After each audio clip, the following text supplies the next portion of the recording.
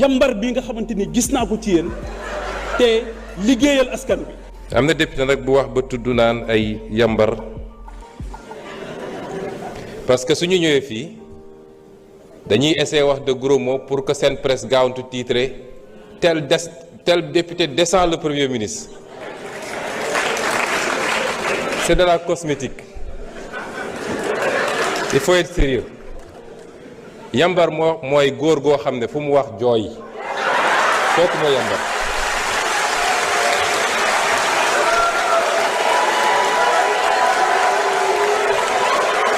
S'il vous plaît. S'il vous plaît.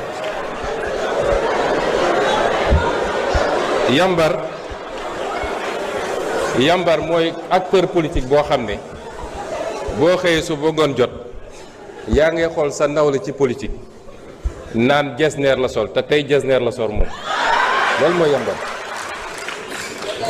Yambar mooy koo xam ne boo xëyee su ba ngoon jot nettali nañ ma wax nañ ma téeméeri étudiant fii jigéen bi mujj naa avorté te suñu nee andil preuve doo ko andi.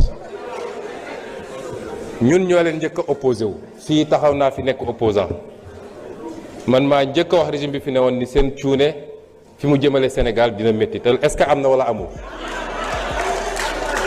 da ngeen di jóg gis seeni moroom ñu ngeen xaw a maaseel am fu ñu jaar ngeen ne comme jaar na fa mën naa faa jaar du noonu de foo ngeen recyclé wu. bàyyi yambar bi nga xamante ni gis naa ko ci yéen. ku ñu xam ne Yambar n'est pas patriote. Yambar n'est pas patriote. bàyyi yambar bi nga xamante ni gis naa ko ci yéen. man mënuma ñëw ba fii te duma ko tontu et dinaa ko démontrer parce que le mot yambar képp koo xam ne yaa ngi koy wax non seulement yambar la lu koy wone mooy élection 2022 bi moroomam yi demee di wuti parrainage moom dafa dem di sàcc ay parrainage boobu benn la. deuxièmement non seulement yambar la mais amul ngor lu tax amul ngor bés boo taxawee tey fii ba nuyoo da nga war a sant monsieur le ministre des infrastructures Déthié Fall ndax moom moo tax tey nga nekk député bés boo taxawee tey dinañ ko nuyu loolu moom mënu woon ñàkk il fallait que nga dégg ko.